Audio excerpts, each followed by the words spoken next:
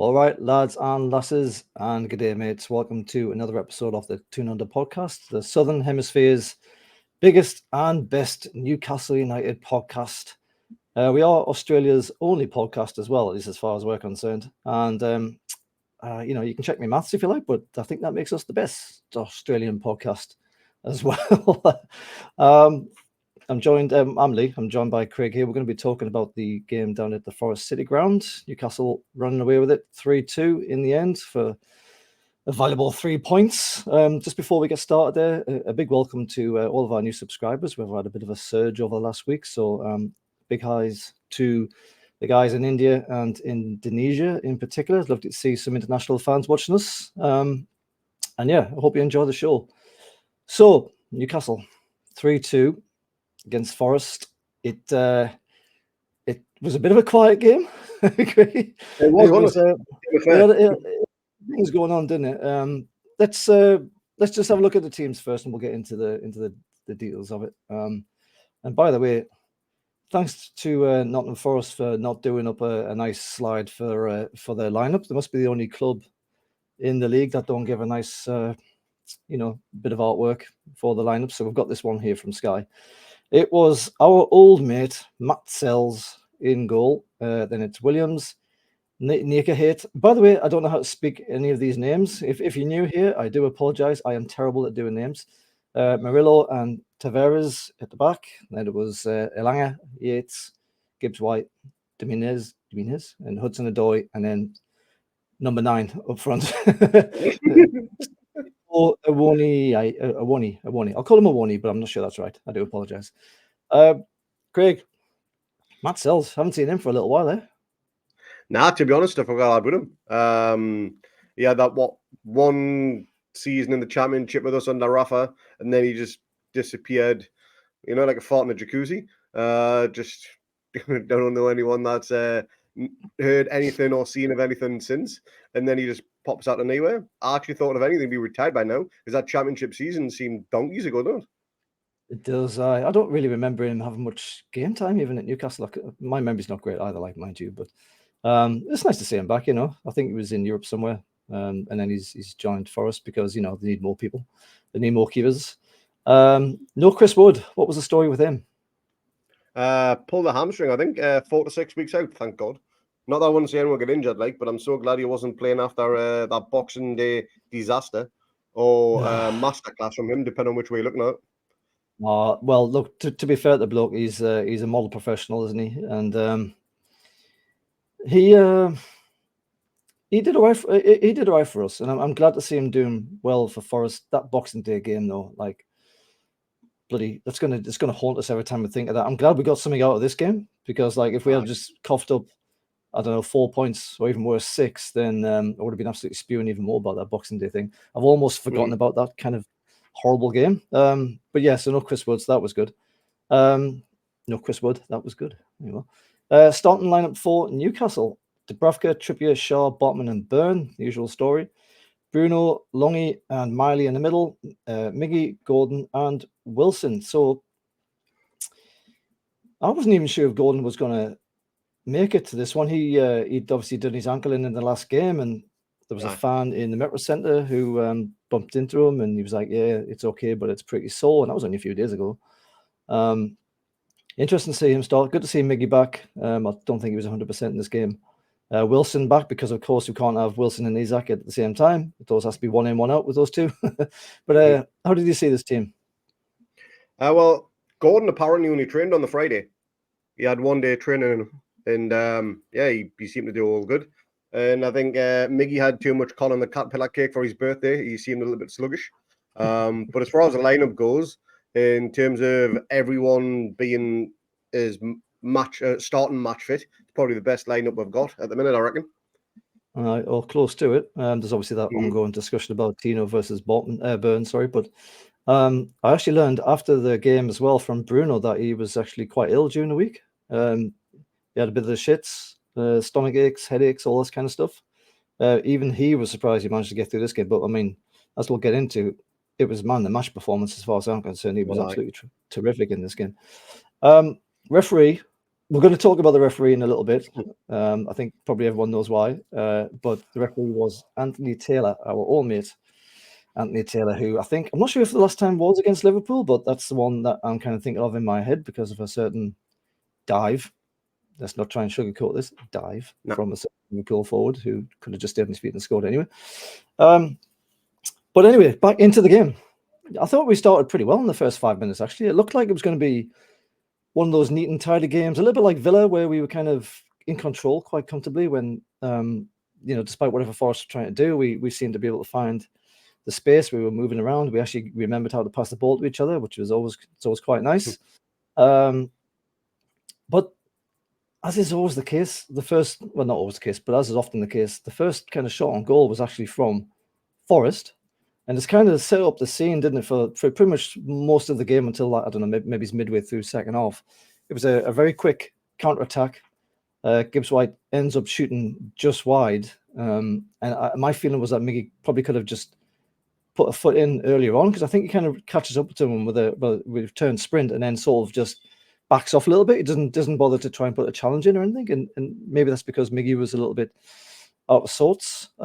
And also another reoccurring theme was that I thought maybe Dubravka could have swept that one as well instead of trotting backwards. There was a fair bit of that in this game, wasn't it, from Dubravka? Now, look, I'm not his greatest fan. I'm not going to pretend otherwise. I have actually been quite impressed with the way he's played this season. There's been some good shot stops, some really essential saves. So, props to him for that. But the one thing he is not, if you're going to compare him with Pope, he's not a sweeper keeper. No, he's not a sweeper keeper.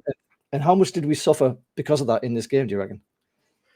Big time, purely because we know we don't have the fastest defence, and Pope is very quick off his line, so that kind of counteracts the two of them. But he loves to hang on that goal line. He's very, very reluctant to come off it, and that was evident for at least one of their goals. It was a shame to see because he had a pretty decent game, I thought. And I know you're a big fan of keepers catching rather than punching, and he done a fair bit of that in this game as well.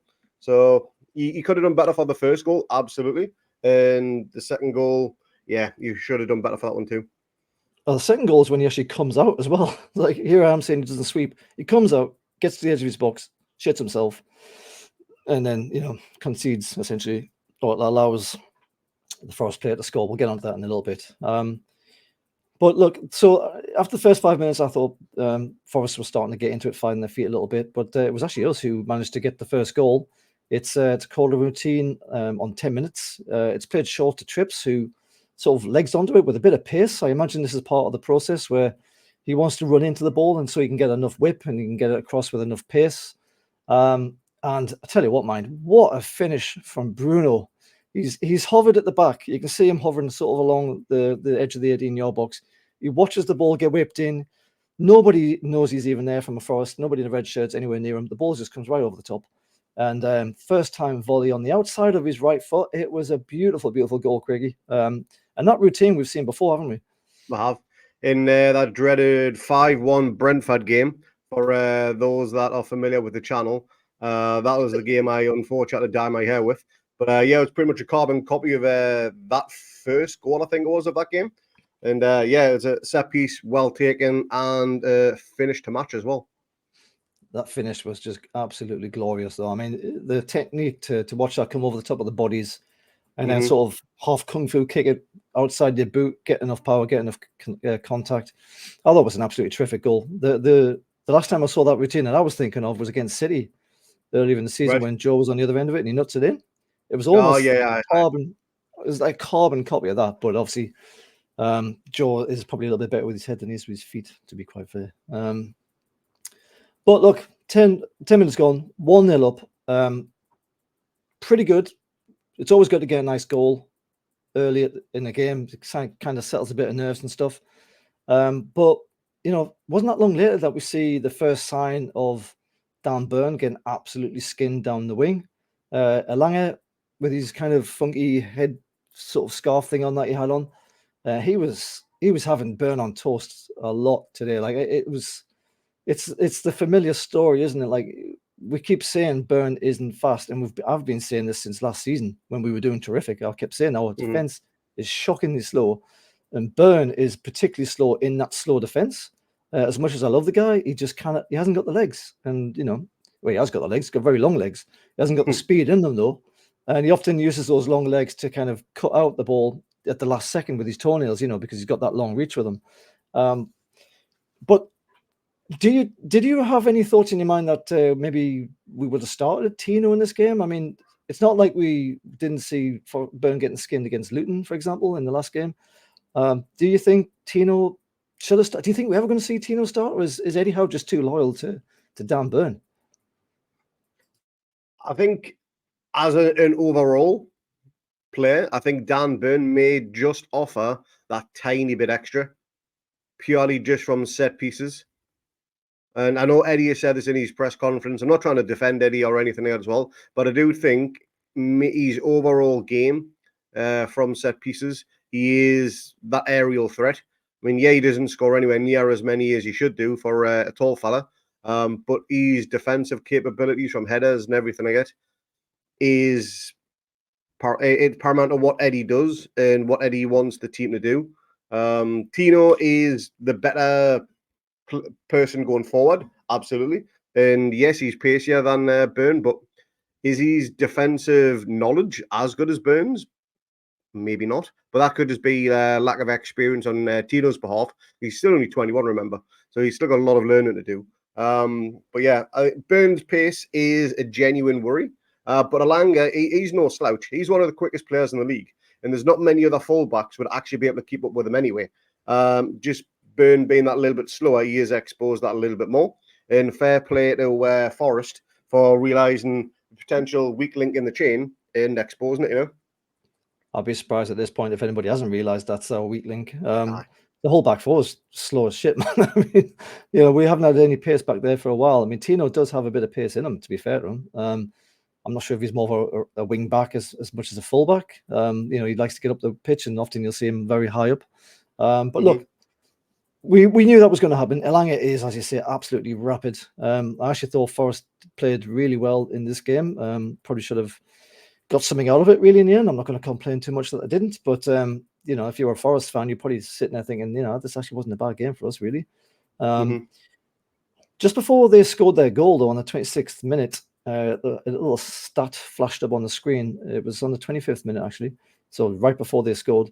It was 78% possession to Newcastle to their 22, and we had 4 attempts to their 2. So by this point, we were pretty much turning the screw. We were fully in control of the ball. 78% to 22 is fairly indicative of that, having the more shots on goal. But again, we allow the pace to stuff us. 26 minutes. It is Elanga. Who else? He's fed right through the middle, right in between Burn and Botman, neither of which are fast. They can't catch up with him, and he slots it under the advancing Dubravka, as we just touched on earlier on there. That was the time when Dubravka decided to come out with his goal to no effect whatsoever, really. I mean, I know he's trying to sort of narrow the angle and what have you, but Elanga just simply slotted underneath him.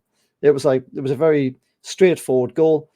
The 2 defenders were too far apart. There was too much space. Elanga's got far too much pace to get through the middle of him and do something about it. How did you see that goal that we conceded? And do you think Dubravka could have done better there? Well, I watched the goal a few times, and you actually see Dubravka take 2 or 3 steps backwards as Elanga's running towards goal before he then decides to commit to come out. So I don't know if those extra few steps backwards managed to just let him have that little bit extra space for him to take that shot between the legs. I'm not too sure, but we were effectively playing with a back 3 in that game whenever we were going forward. And due to Trippier's lack of pace, as soon as they got the ball forward, we were a back 3. Trippier, he's absolutely immense for the club, but his defensive tracking back isn't great against the pace because he just doesn't have really much, as we've already talked about. And that gap between Botman and Burn was as wide as the Tyne, and it was too easy to play that ball through. And it was a really good finish from Elanga, not taking anything away from it. But Dubs, he shouldn't have taken those few steps back. He should have just came charging out of his line, just like what Pope would have done. Yeah, he may have got something on it. He may not have, who knows. But I think it would have at least narrowed that angle down, as he said.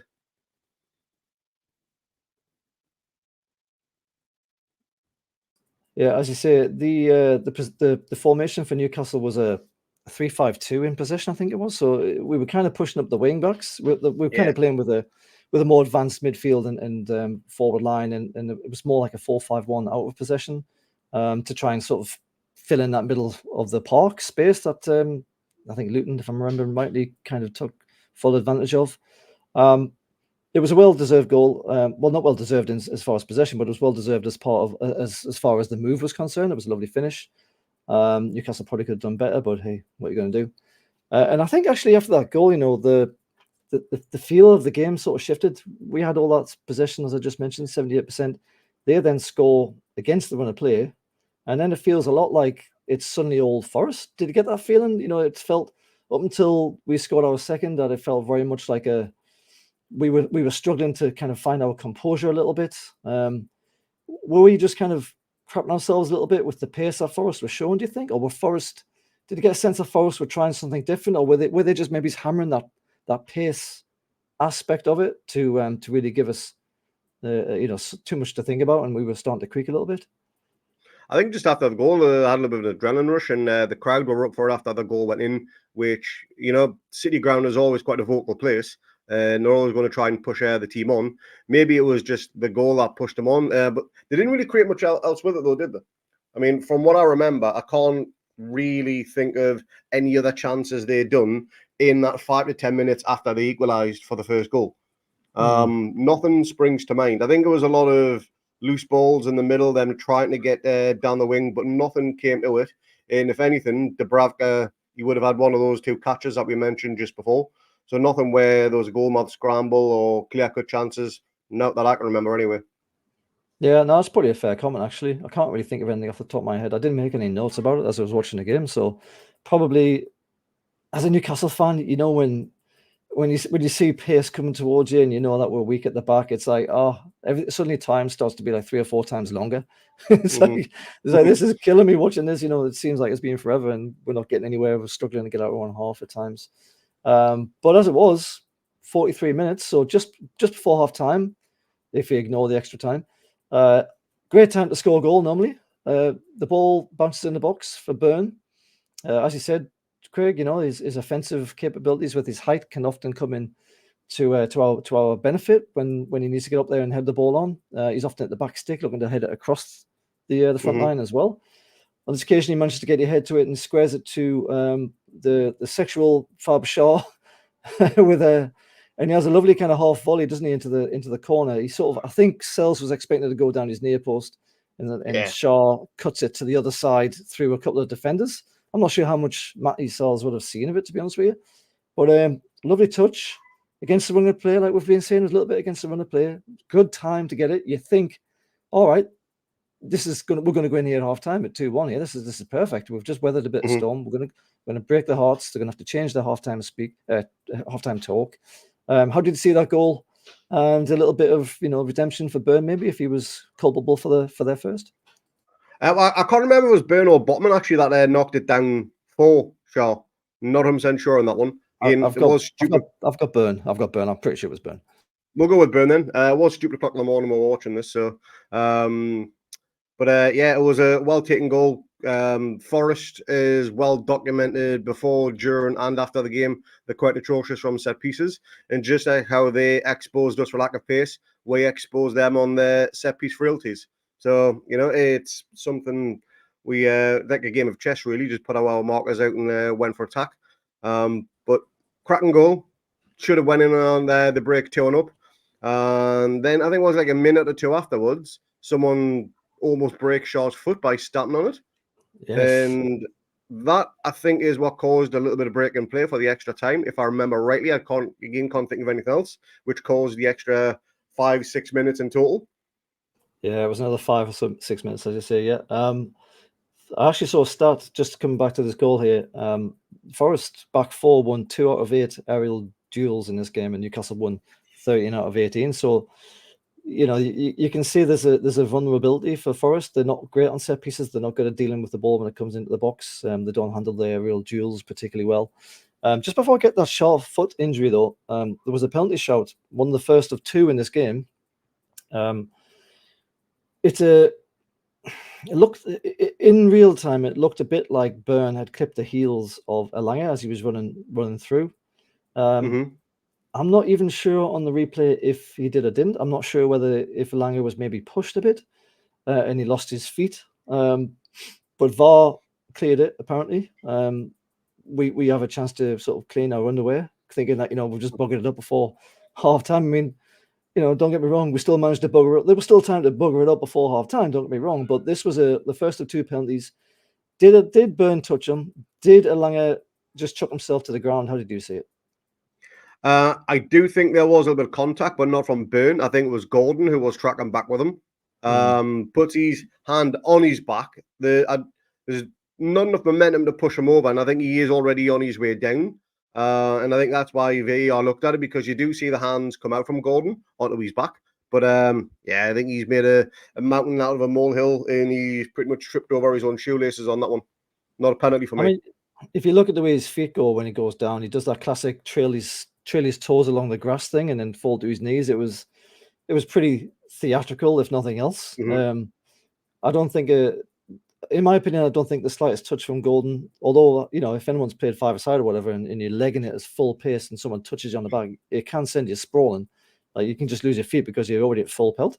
So maybe it was a penalty. They didn't get it, and I was thinking, oh, brilliant! We're going to get into half time here. We've just had a little scare there. Champion. It's nearly half time. We're going to go in 2-1. And then what happens? The last kick of the bloody half. Hudson-Odoi, I think it was, it cuts inside, takes a shot. Lewis Marley's there to try and cut the shot out. Takes a nasty, nasty deflection. And it goes into the corner. Beats Dubravka is just basically wearing cement boots, isn't he? He just watches it go sailing into the corner. He can't do anything about it. I've just explained how nervous I was and how relieved I was that Newcastle got away with that penalty shout, when all we had to do for 7 minutes was just to keep things nice and tight. Didn't do anything stupid. Didn't let them get any shots away. We still didn't stop them from getting a shot away. The last kick of the game goes into the corner. Do we just have a nervous underbelly these days, Craigie? I mean, how are we not managing the game better before half time here? Surely there was something we could have done to avoid this from happening. Well, during the build-up of that goal, Fabian Schär's on the ball, and you can see he's still not quite right from his foot injury, and he's hobbling to pass it around, and he loses possession due to being in pain or whatever. And that goal comes from that loss in possession from Schär being injured, which whether he should have just sat on the floor, wait for the physios to come on, do whatever, and yes, there'll be more added on time, but it would have potentially give us possession back, or we hook it back up to their keeper, and they reset right from the back again. I understand him wanting to stay on his feet because he wants to help the team out, whatever, but if you're injured, go down. I mean, it's not as if you're feigning the injury or you're trying to go from a dive or anything or whatever, He was genuinely injured. He got his foot stamped on, and it was blatantly obvious from the replays. And I think if anybody else had been on that ball, whether it be Trips Miggy on that right-hand side, maybe we could have retained possession. Maybe we could have just kept a hold of it, hooked it up, and then the whistle would have went, But as far as the goal goes, Dubravka, I think I said there's nobody could have. He wasn't at fault for the second one. Clearly not. I've got my lines mixed up on that one. Yeah, there's nobody could have done. Miley was unfortunate with a deflection. And I think was going in the other corner as far as Dubravka was going on. So, yeah, 2-2. Both managers had to rewrite and reset their halftime team talks about 2 or 3 times. And, yeah, it was just mental first half, very similar to Luton, I'd imagine. Yeah, it must be pretty frustrating for the managers when they think, all right, I'm going to say it now. Then something happens, and like, all right, I'll just say something else, and then something else happens. But like, all right, maybe I'll go back to what I was going to say before. That Schär foot injury, I forgot to come back to that. That looked like a horrible tackle, like horrible studs up, deliberate foul to me. How did you say that? Do you think there was a shout there for serious foul play? I didn't see it in real time. I only seen it in slow motion, and that obviously makes things look worse. I don't know if VAR even looked at it. They never said VAR were looking at it or anything like that, but there was definite contact with a stamp on the top of his foot. Whether it was a deliberate stamp or not, it's still potentially dangerous play. So maybe I don't even got a yellow card. We didn't get a free kick, did we? It was I don't think so. no. I'm sure they continue play with it. Yeah. But it was a stamp again, whether it was deliberate, accidental. A stamp is still a stamp at the end of the day. Remember, Bruno got sent off against Southampton for a similar type of thing in the League Cup last year. Usually gets away with them, but not always. Yeah, I don't know. It looked pretty bad to me, but I guess, I mean, we can't really complain about a decision going against us, given we got away with 2 possible penalties, one more than the other. We'll get to that soon. That point you mentioned about Shaw there staying down and stuff, it kind of reminded me a little bit of the final last season when he took a ball to the chops. I think it was a ball to the chops, and he had a bit of concussion. And anyone could see he was at fault for the 2 goals that Man United scored that day, because he was concussed. I said during the game, I hope he doesn't turn out to be concussed, because he shouldn't be on the pitch. And of course, what did we find out 2 days later? Oh, he was concussed. Like, shocking from the physio department who were treating him there in the first instance. And maybe Shaw should know better than to try and play on when he's got an injury, you know. But he scored a goal, so what can you do? I didn't get the stats for the second half, but when we start the second half, there was no changes. Any feeling in your mind that maybe we might have took Burn off the way he was getting skinned? No, not really, because Eddie's not really want to make rash judgments at half time unless there's a forced injury. Like, again, what we're seeing at Luton, I think it was, when he brought Wilson on at half time when Gordon went off. But I don't. Eddie's not really that type of person. I think we weren't losing the game. We certainly weren't in process of losing the game. We were still well in a chance of winning it, and I think that's what Eddie thought maybe as well, you know. And I was happy for the same 11 to come out. Fair enough. I think, to be fair to Forest, I think they started the second half a lot better than we did. I actually thought Forest, as I said already, I think Forest played pretty well in this game. Yes, they've got some issues with set pieces, as we've discussed. We've got set pieces. We've got problems with pace, so we're not exactly perfect either. I thought the way they were stringing some of the passes together, some of the moves, they were kind of sometimes good, sometimes great, sometimes not that good. And I think the start of the second half with a bit of a higher press, like the mentality was to close us down a little bit quicker, it seemed to me, which they weren't really doing in the first half. And for a little while there, we were struggling to even get out of one half. Like, we were effectively pinned in, just defending deep, and all the second balls were just getting picked up by Forest, and they would have another go at us, and we get our first heart attack because of that, because their number 9, whose name I'm not even going to try and say again, there's a ball through to him, which basically cut our defense right in half, just dissected the defense. It was a lovely ball. He runs onto it, and he has this lovely finished chip as well into the far corner net. Dubrovka didn't have a chance. And mate, I don't know about you, but I was ready to stand up and put my foot through the TV, because I was like, this is how many times have we seen them do us for pace here? They've just done it again.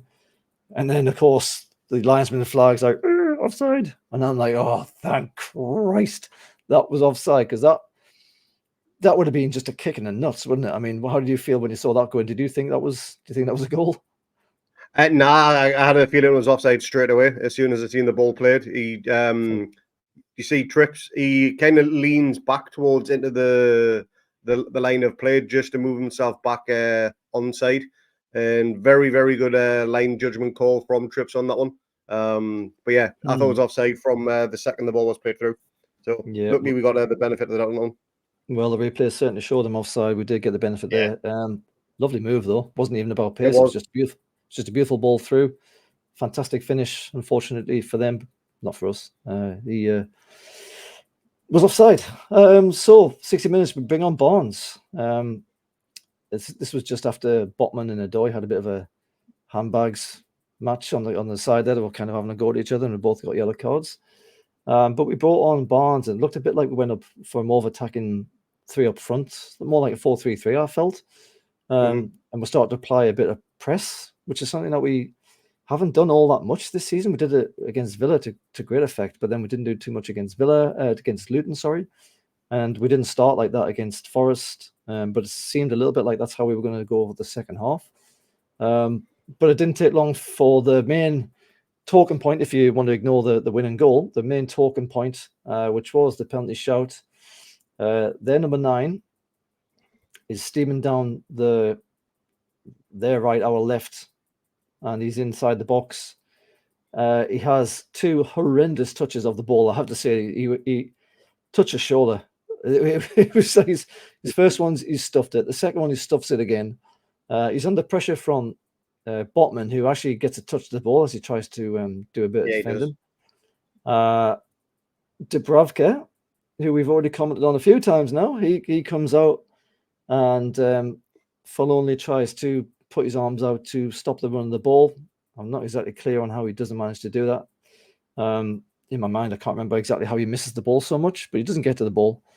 The ball's actually kind of running away a little bit from the Forest number 9, but as Dubravka is putting his arms out, it looks to me like he was trying to twist a little bit to sort of hopefully claw the ball back. That's my black and white eyes. Like, I don't think he was trying to bring the guy down. That's me thinking, yeah, he wasn't trying to bring him down. He was hoping he could twist and get the ball back because he doesn't know where the ball is. It's behind him by this point.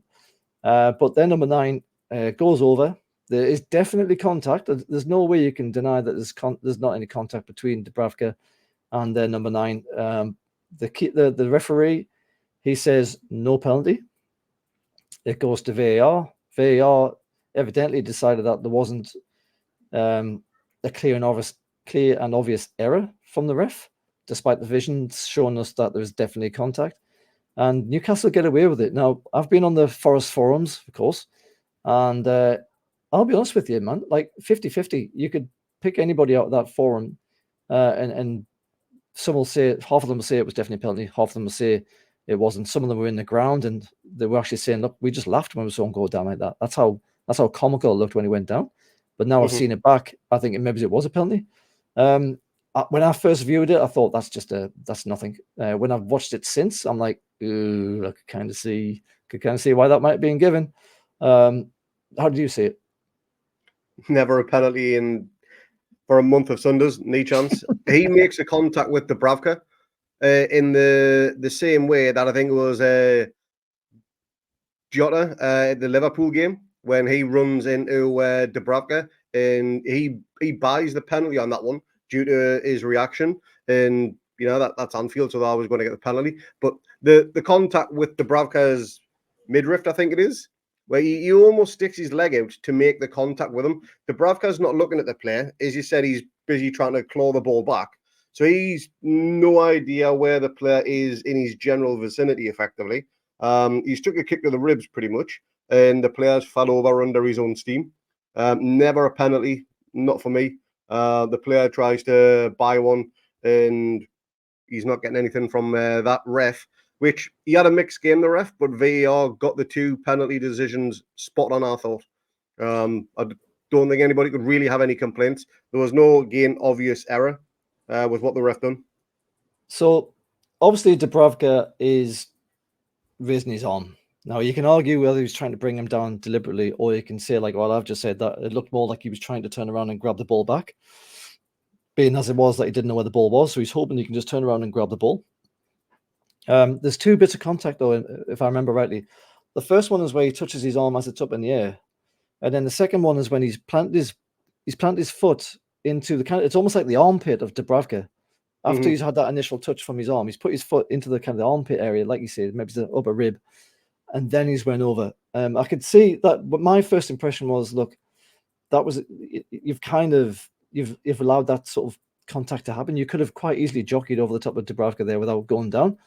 But nonetheless, if Dubravka has impeded the run of the number 9 in the box, whether it's deliberate or not, whether the ball has kind of gone from the guy, like as if it doesn't have to be in control of the ball for a foul still to be committed, I believe. So why isn't VAR looking at and going, well, look, Anthony Taylor, you reckon that's not a penalty, but look, there's clearly contact. The position of the referee, by the way, was terrible. He was like halfway up the bloody pitch, and he was on the wrong side as well. So how are VAR not saying to them, at least you've missed the contact, at least go and have a look at it on the telly and make your mind up. How come that didn't happen? Because there was no clear and obvious error. I think the ref got it absolutely spot on first time. and but I don't. There's contact. Yeah, just because there's contact doesn't necessarily mean there's been a foul and/or penalty. But it's a contact sport at the end of the day. But he's raised his arm in the box. He's nowhere near the ball, Dubravka. He's raised his arm to impede the run. But it's the Forest player that makes the contact with Dubravka, not the other way around. If Dubravka sticks his arm out to grab his leg or anything like that, then yeah, fair enough, that's a penalty and even a possible red card. But if the Forest player drives into Dubravka when he's on the ground, that's him trying to buy a penalty.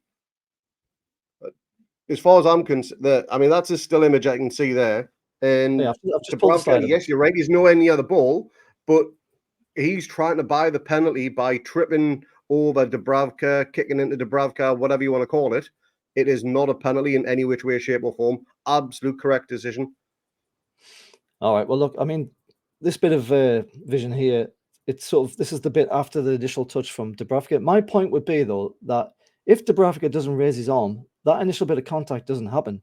And their number 9 can pretty much go over the top, and he's possibly in on goal. I mean, his touches were terrible, so God knows what he does with the ball after that point.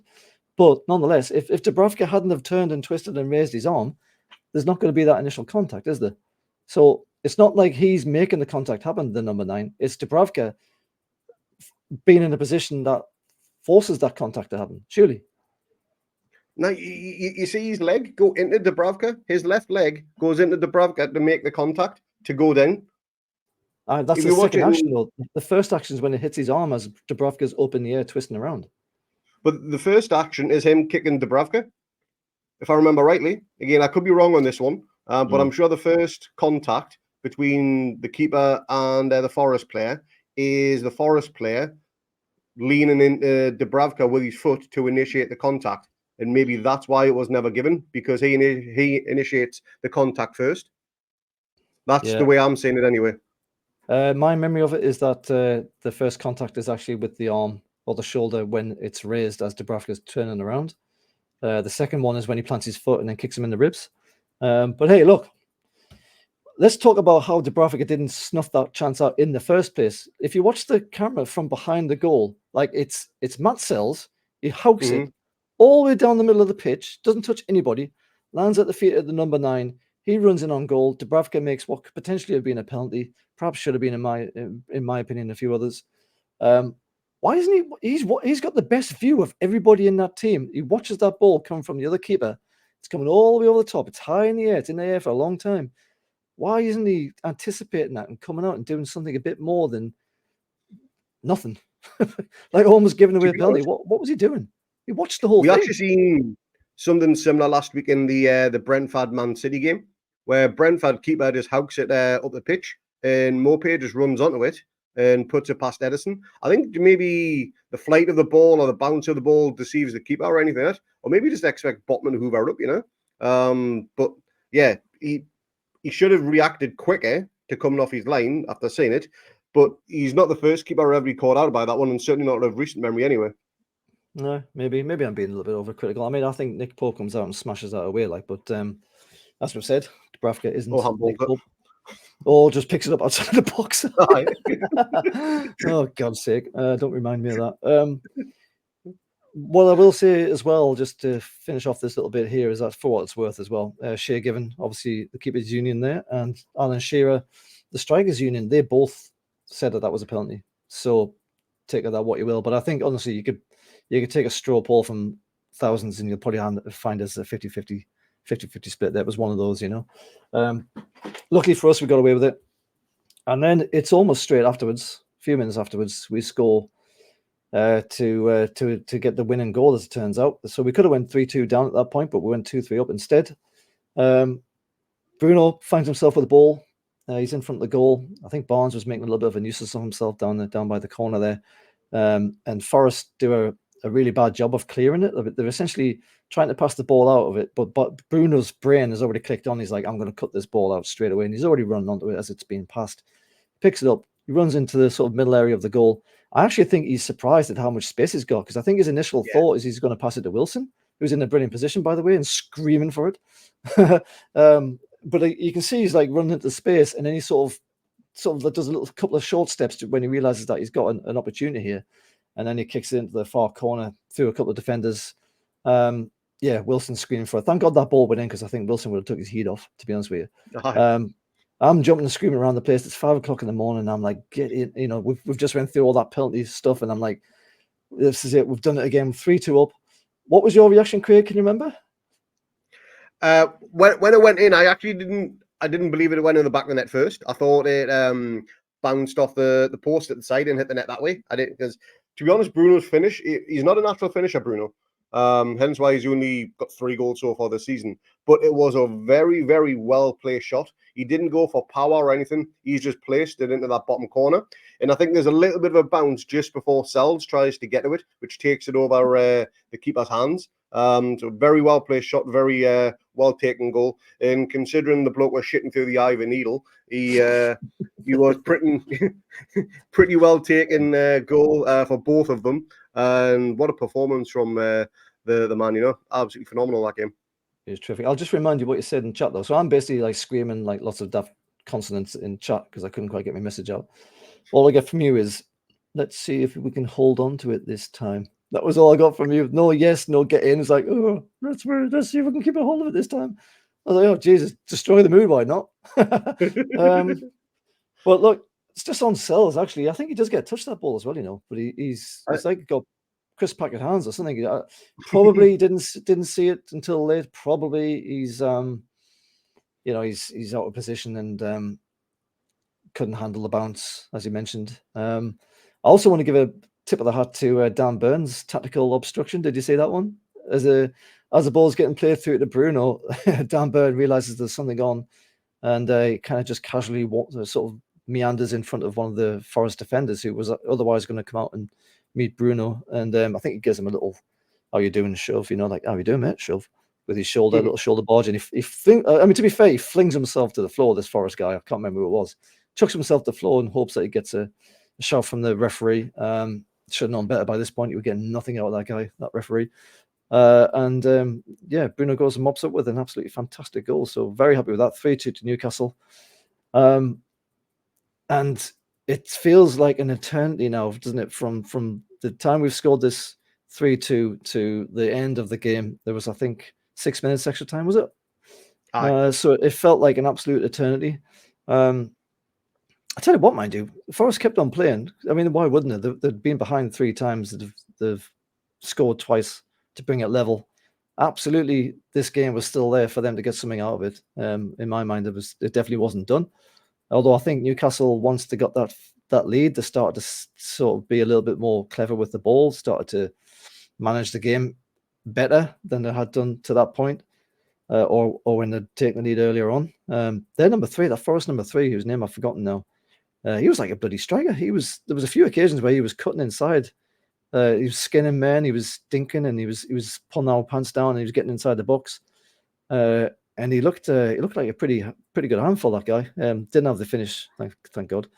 But as that half went on, I was starting to think, you know what, this is just a question of how clean are my undies? How long is my undies going to stay clean until they score and they score? It just didn't feel like we were going to manage to see this one out because we'd already seen it twice beforehand. We couldn't keep the lead.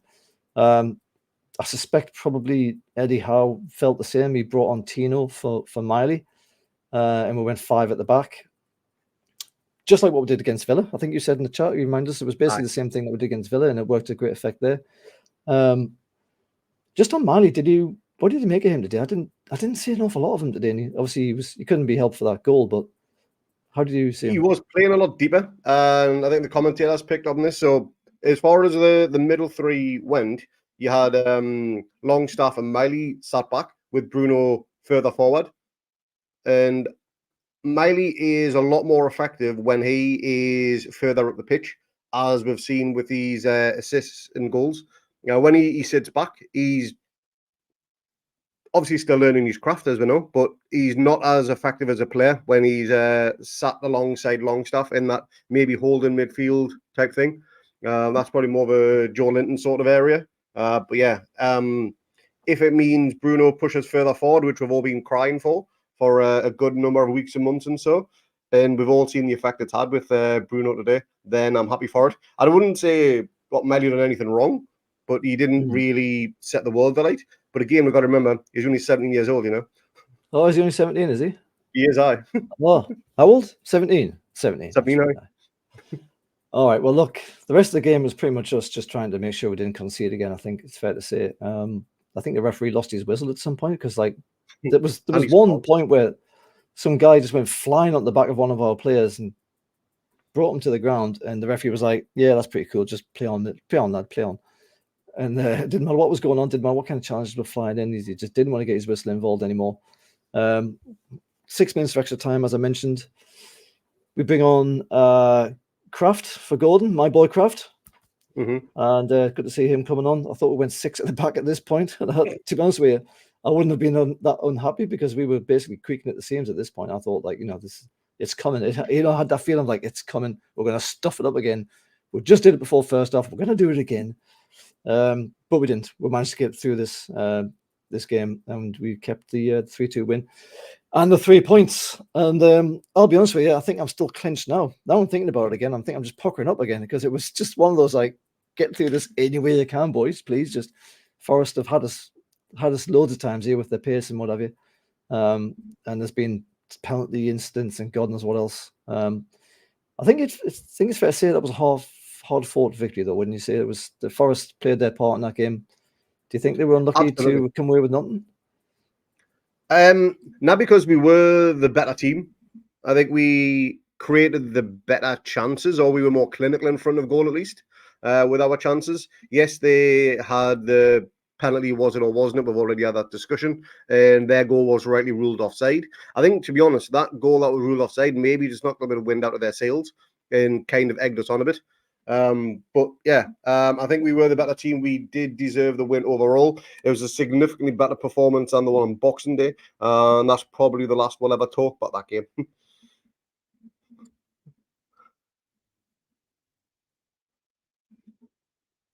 And now wasn't a good game, to be honest.